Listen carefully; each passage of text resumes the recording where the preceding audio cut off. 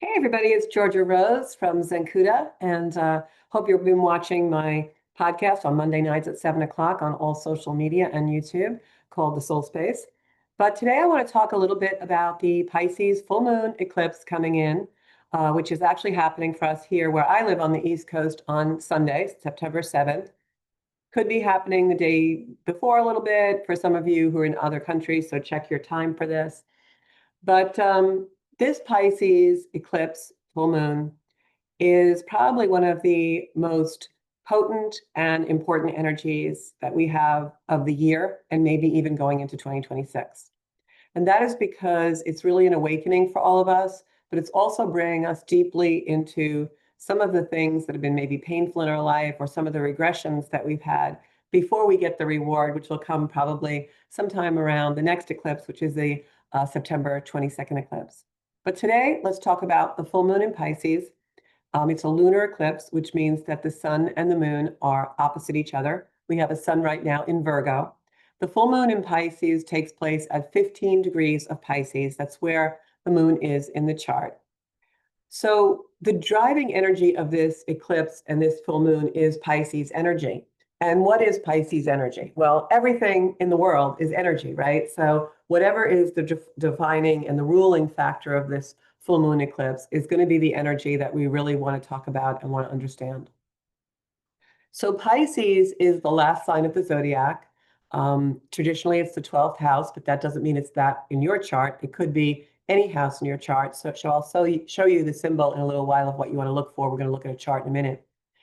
But Pisces, being the last sign of the zodiac, is a sign that brings closure. It brings the decay, not death in this kind of thing like transformation like Pluto does, but Pisces, ruled by Neptune, is more about the dissolution of things.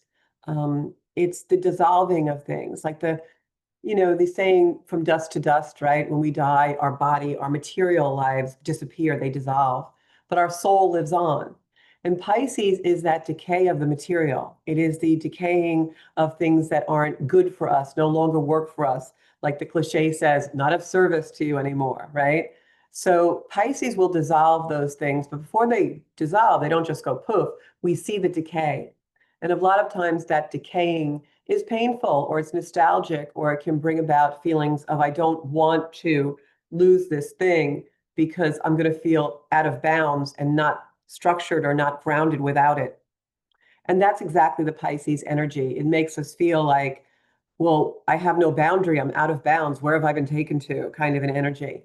But it's an energy of decaying. And just like when we die, what I call transform or transmute into another form, when we die, our material, our body, right, this meat suit we wear, and all our possessions are gone. They decay. They either get passed on to someone or people, who, let's face it, people don't want your stuff, right? You have a house full of stuff, nobody really wants it, right?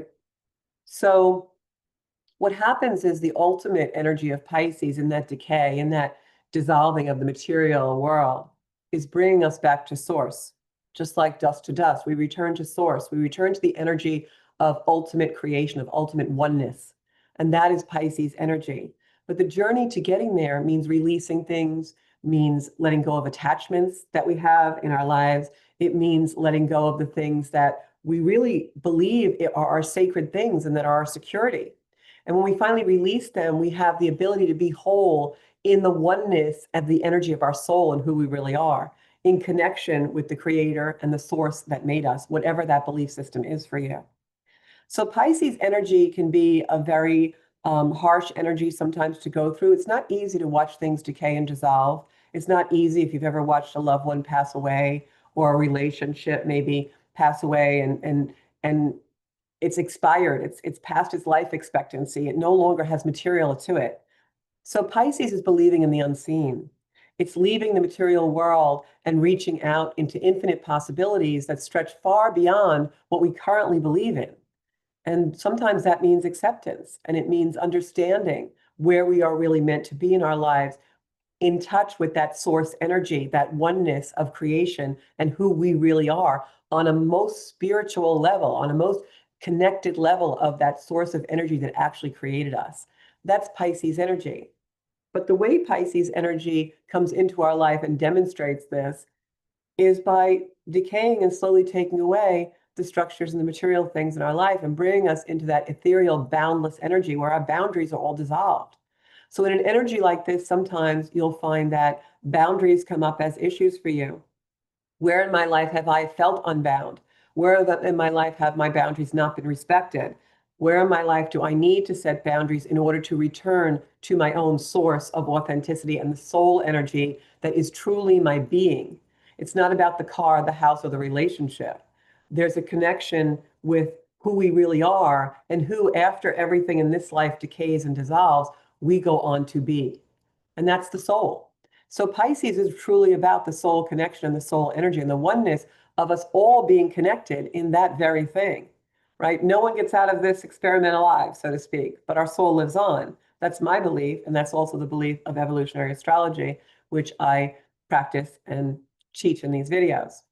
So I'm going to show the chart of this eclipse and let you know what else is happening and how it's going to be affecting us and also out in the collective. So let me just share my screen. Oops. And so this is the chart of the moment. This is the actual chart of the Pisces energy right now. And if we zero in on this, what I'm going to show you is the symbol that you want to look for in your chart of where this eclipse is affecting you is right here where the moon is in this chart. And this is the Pisces symbol. It symbolizes two fish floating or swimming in the opposite direction, symbolizing the material and the spiritual life. And in between, we have a connection that sometimes needs to be greater on the spiritual end than we allow on the material. Life can be balanced, but we really have to have that spiritual, we have to flow and swim towards our core, our existence, our oneness with the source that created us in order to be whole. And so in this energy where the moon and the north node, there's a north node eclipse, which means that this is absolutely bringing us to our North Star, what we're really meant to be and do in this life, our authenticity of soul. Now, that doesn't necessarily mean, oh, I'm supposed to be a school teacher, I'm supposed to be a doctor, I'm supposed to be a prophet. What it means, our North Node, is what we came here to accomplish on a soul level in our truth and belief system, who we really are. Any of those things might be possible that I just mentioned, but are you doing and aspiring to those things from ego, or are you doing and aspiring those things because of your soul and that you possibly cannot live without them? Like, I'm a writer, I write. There's no way I cannot write. There's no way I cannot do evolutionary astrology. It is part of my soul's belief system and connects me with the source energy that created me. So that is something that my North Node shows in my chart. So that's the energy of this eclipse. And it's right up against the moon. That's why it's a lunar eclipse. Whenever we have an eclipse, one of the nodes is against either the moon, and it's usually the north or south node. In a south node eclipse, that energy becomes more about the past. In this, it's about our future. It's about clearing the way, getting rid of those things that are decaying and no longer useful, understanding what our truth really is and going towards it. And then we have a couple of other things happening in this eclipse. So you want to look for where the Pisces energy is in your chart. And then we have the sun in Virgo. That's why this is a full moon, because the moon and the sun are in opposition during a full moon and a sun. During a full moon, the sun and moon are in opposition, just as you see in this chart. So the sun is at 15 degrees of Virgo. It's up against the south node. So what's being highlighted also is the past, and it's in Virgo. What is Virgo energy? Virgo energy works with Pisces, even though they're opposites in the zodiac. We want to integrate the energy. There's a core in the middle of the chart where everything is integrated. All house systems, every energy comes together. And we have Pisces and Virgo being the axis highlighted in this eclipse. The Virgo energy brings in the origin story. Virgo is about your story in this lifetime, or maybe many lifetimes, of where you have had an abduction, a loss, or something in your life that brings you to a feeling of inadequacy or incompetency. And this is highlighted by wherever Virgo is in your chart because the story wants to be changed. Your soul didn't come here to relive those things that make us feel inadequate or insecure, or to look for the perfection that can never be accepted and never be accomplished. That's Virgo energy. Virgo brings in the loss and the decay and the abduction story that Pisces ignites and Pisces shows in the chart in order to bring us to competency, by adjusting and accepting to the energy. So for instance, an example of that may be maybe you had an alcoholic or a narcissistic parent, or maybe you were that person. And so your story is you had a loss of relationship, you had a loss of nurturing, you never felt like you were adequate or seen or heard or valued in your life. So this full moon eclipse is going to bring out that point. Your soul does not want to live that way. Your soul is going to bring out to you where those complexes are still coming out in your charts, in your life, in the places and the things and the containers we create to live in and all of the relationships we have. And this is especially going to be prominent in the relationship sector of our chart because Mars here is in Libra, which is all about relationships, and Mars is action. So that's the theme of this moon and the energy that's bringing in. So what is your origin story in a relationship? What is your origin story of where you were abducted and it completely changed your life to be one of boundlessness? This is too much. There's no boundary here. I'm spinning, I'm flailing. I don't have a ground. And you've been trying to compensate for that ever since by seeking perfection in that energy. And now this energy comes through and wants to be healed. And so we find that in this full moon lunar eclipse, a lot of us begin to maybe regress, maybe come into an energy where we find that we can no longer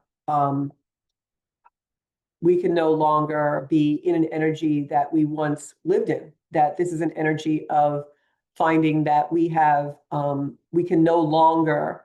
I just have to stop my sharing here. It won't let me. There is so many glitches in this energy lately. I just can't even deal with it. Okay, so here we are. So we have stopped sharing. Okay. So in this energy, those things will come to the surface. Sorry about that interruption. And they're hard. Sometimes they make us regress because we're torn between that north node and south node energy. The south node wants to drag us into the past and say, no, this will keep you secure if you stay in these complexes of not believing in yourself and not venturing into new territory and not listening to your soul, going along to get along and things like that. And it could be different themes in our life regarding those relationships and of where we're really looking for our soul to be fully fulfilled and accomplish things. And this isn't about a love relationship. It isn't about a partnership in business. This is about the relationship that we have with our soul. Libran energy, especially with Mars there, is all about relationships. But what it really means is that we go out, we have relationships, we listen, we hear, we see, and then we configure ourselves. It's bringing the energy back to be living in full potential of our soul's mission, of our soul's desire, of what our soul really came here to accomplish in life. And those are the really deep, deep things that are coming out in this full moon eclipse because Pluto is retrograde right now, and Pluto is the soul's desire. So it's bringing us back into our soul's energy, reflective, contemplative. Where in my life do I need to do things differently? What am I going to be brought into in 2026, the year that we all have a tremendous amount of soul growth that will happen? That is a year where things are really going to be accelerated into a new journey for all of us. It's a huge thousands of year shift. And so when that happens, our soul no longer can live in the complexes that aren't allowing us to have full potential. So in this energy, you really want to give yourself permission to find your competency. And that's what Virgo and Pisces is all about. It's the abduction story, something that was taken from you, your self-worth, your pride, your freedom, your liberation, your opinion of certain things, your culture, your belief system, your truth. And where has that been repressed and stifled? And where have you allowed yourself to do that and not stepped into the responsibility of giving yourself permission to stand up and be truthful in who you really are? And allow yourself to release and step away from the attachments that keep us in those repressions and those suppressions and those safety mechanisms that really don't keep us very safe at all. And that's the first part of my full moon report. And I will be doing a part 2 about this energy because it's so potent. But I hope that you'll enjoy this one. And if you're interested in part 2, it will be put up on my YouTube channel at Zenkuda. Thank you so much. I'll talk to you guys soon.